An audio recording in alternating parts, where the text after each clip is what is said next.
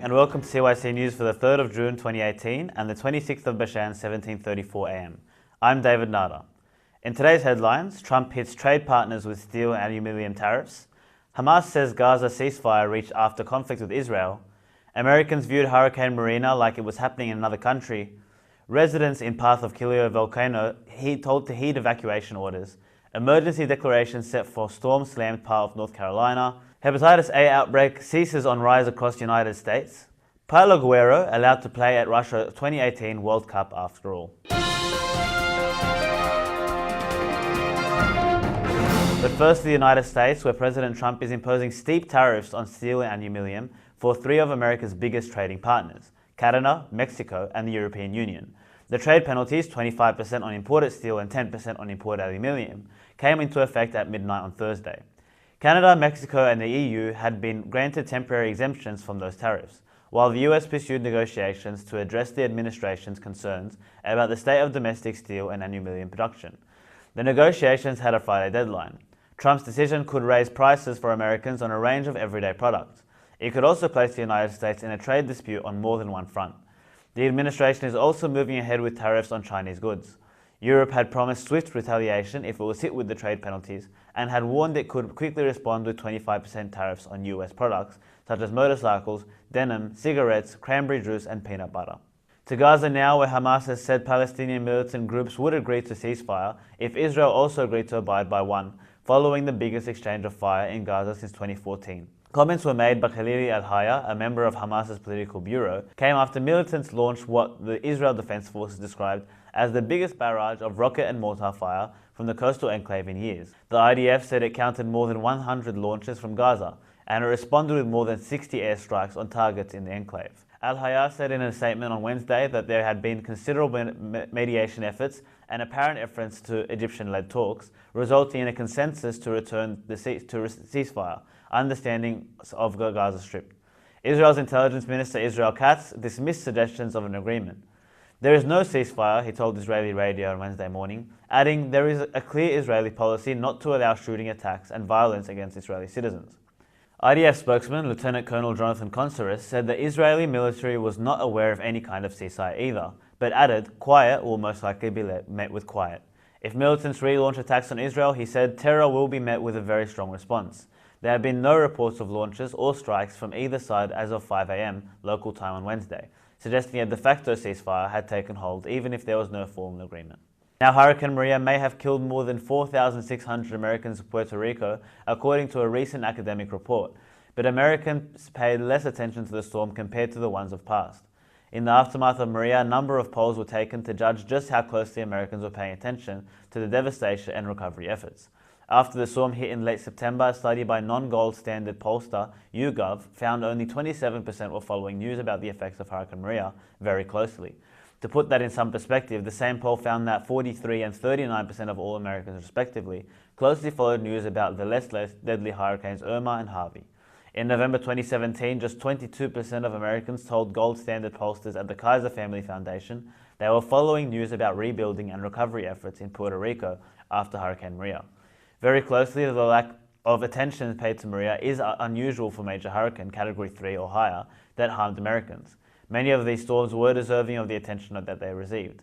Sandy ravaged New York City in 2012, Andrew is one of the few storms that was Category 5 status when it made landfall, and Katrina altered the history of New Orleans. Maria's death toll, though, had more American fatalities than every hurricane bar one in record history. It's more than double the number he killed in Hurricane Katrina in 2005. The lack of attention to Maria is no doubt because many Americans don't see Puerto Ricans as citizens of their country. A non-gold standard morning consult poll taken in September 2017 still found a little less than half of Americans didn't know Puerto Ricans were citizens.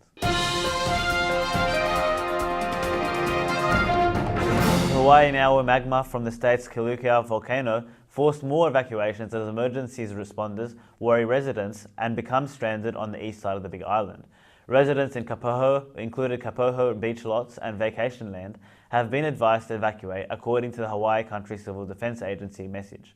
It warned that Beach Road, east of Highway 137, was at risk of possible lava inundation, which could trap residents in the area.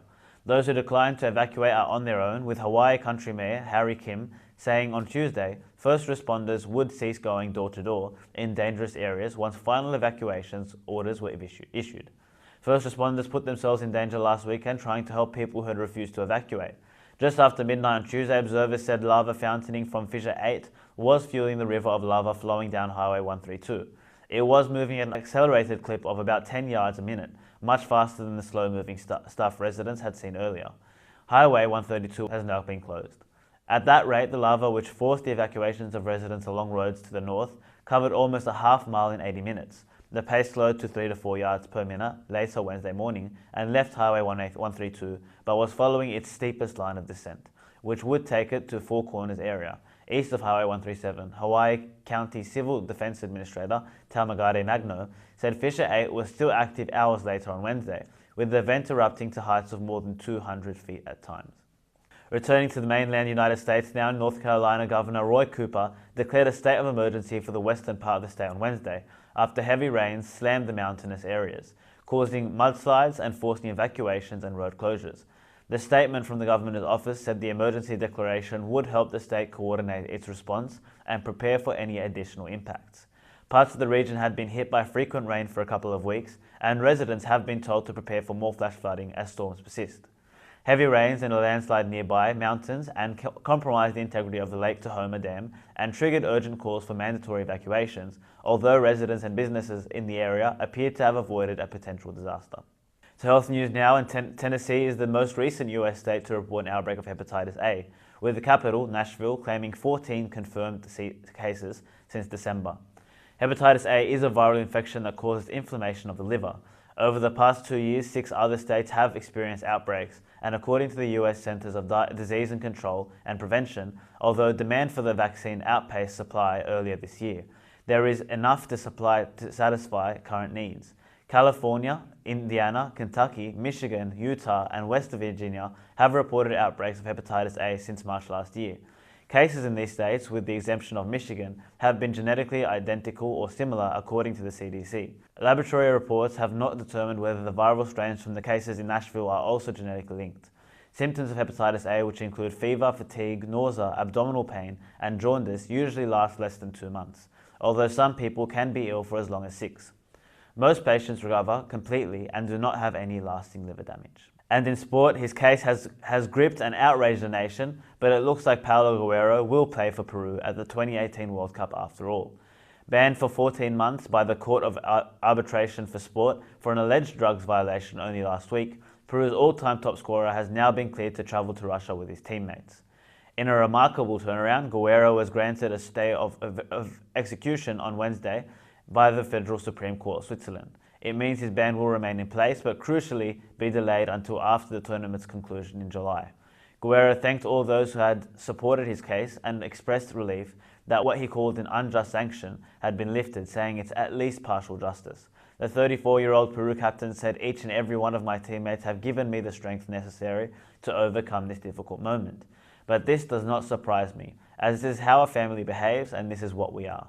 Guerrero, nicknamed the Warrior, went on to stress his quest to clear his name is just the beginning, saying, "My battle continues and will continue to be carried out by my lawyers, whom I also thank."